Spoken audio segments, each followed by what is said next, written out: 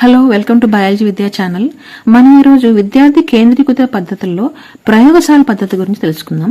ప్రయోగశాల పద్ధతిని laboratory method అని అంటారు. దీనిలో సూత్రాలు ఏంటంటే, ఫస్ట్ది చేయడం ద్వారా నేర్చుకోవడం, లెర్నింగ్ బై డూయింగ్. రెండవది పరిశీలన ద్వారా నేర్చుకోవడం, లెర్నింగ్ బై అబ్జర్వేషన్.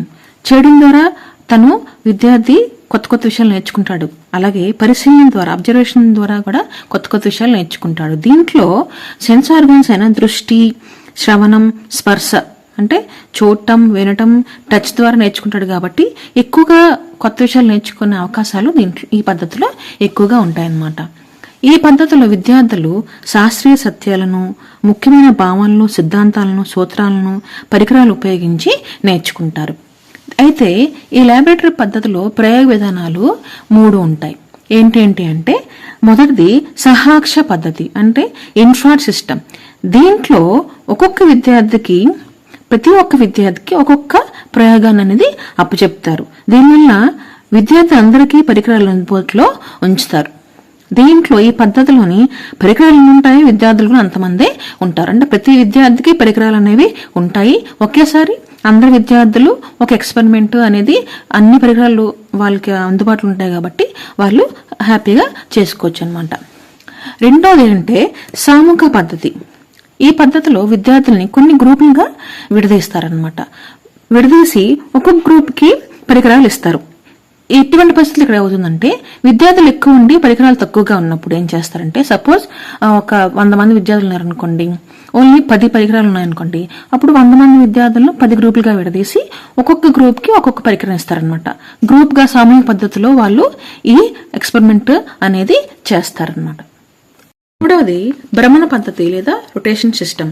ఈ పద్ధతిలో గ్రూపులుగానే ఉంటారు, కానీ ఏంటంటే ఒక గ్రూప్ కి వేరే వేరే పరికరాలు ఇస్తారు. అంటే గ్రూప్ 1కి ఒక పరికరం ఇచ్చినప్పుడు గ్రూప్ 2కి వేరే పరికరం ఇస్తారు, గ్రూప్ 3కి వేరే పరికరం ఇస్తారు. మళ్ళీ గ్రూప్ 1 వాళ్ళు గ్రూప్ 5 వాళ్ళకి వాళ్ళు చేసిన తర్వాత ఆ పరికరాలు ఇస్తారనమాట. అలాగా రొటేషన్ పద్ధతిలో ఈ పద్ధతిలోని ఈ ల్యాబొరేటరీ మెథడ్ అనేది చేస్తూ ఉంటారనమాట. అయితే ఈ ల్యాబొరేటరీ పద్ధతిలోని సోపానాలు ఏంటంటే, మొదటిది ఉపాధ్యాయుని సంసిద్ధత. అంటే ఉపాధ్యాయుడు ఆ రోజు ల్యాబొరేటరీ మెథడ్లో ఏ పరికరాలతో ప్రయోగం చేద్దాం అనుకుంటున్నాడు ముందుగా అతను డిసైడ్ చేసుకోవాలి. తర్వాత ఏ ప్రయోగ విధానాన్ని చేద్దాం అనుకుంటున్నాడో చూసుకోవాలి. అంటే పరికరాలు సరిగ్గా ఉంటే సహాక్ష పద్ధతి, లేదా తక్కువ ఉంటే సామూహిక పద్ధతి లేదా భ్రమణ పద్ధతి ఏదోది చేసుకోవాలి. అదేవిధంగా అన్ని అతను ముందు నుంచే ఒకసారి చేసి నేర్చుకోవాలన్నమాట. తర్వాత విద్యార్థి సంసిద్ధత.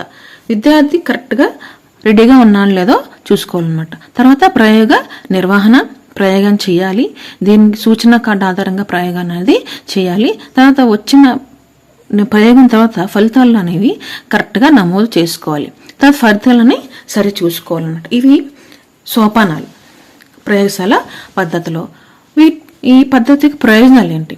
ఇది సైంటిఫిక్ మెథడ్, శాస్త్రీయ పద్ధతి, మనోవైజ్ఞానికంగా చాలా ఉపయుక్తమైన పద్ధతి. విద్యార్థులకు సామూహిక భావన అనేది కలుగుతుంది, శాస్త్రీయ వైఖరి అనేది పెరుగుతుంది. ఎందుకంటే ఇక్కడ శాస్త్రీయ పద్ధతులు ప్రయోగం చేస్తాడు కాబట్టి శాస్త్రీయ వైఖరి అనేది పెరుగుతుంది.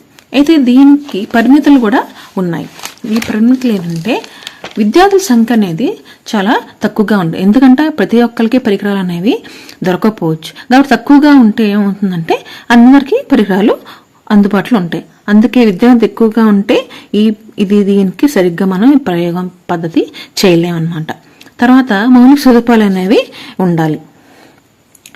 ఖర్చు ఎక్కువ, ఎందుకంటే పరికరాలు ఖర్చుతో కూడుకున్నాం కాబట్టి ఖర్చు ఎక్కువ, కాలం కూడా ఎక్కువ. ఎందుకంటే ప్రతి ఒక్కరు పరికరాలతో ప్రయోగం చేస్తూ మనం రిజల్ట్ రాబట్టాలి కాబట్టి కాలం కూడా ఎక్కువ పడుతుంది. పని భారం ఉపాధ్యాయులకు ఎక్కువ, ఎందుకంటే అవన్నీ పరికరాలు అమర్చడం, మళ్ళీ ప్రతి ఒక్కళ్ళకి అమర్చడం, మళ్ళీ వివిధ ప్రయోగ విధానాలు అవన్నీ చేయడం ఉపాధ్యాయుడికి పని భారం అవుతుంది అనమాట. అయితే సైన్స్లో, జీవశాస్త్రంలోని ఈ పద్ధతి చాలా మంచిదన్నమాట. ఇదిగానే ఉపయోగిస్తే అన్ని ప్రయోగాలకి మనం చేయలేము, అన్ని టాపిక్స్కి ఇది రావు, కొన్ని టాపిక్స్కి చేయగలం అనమాట.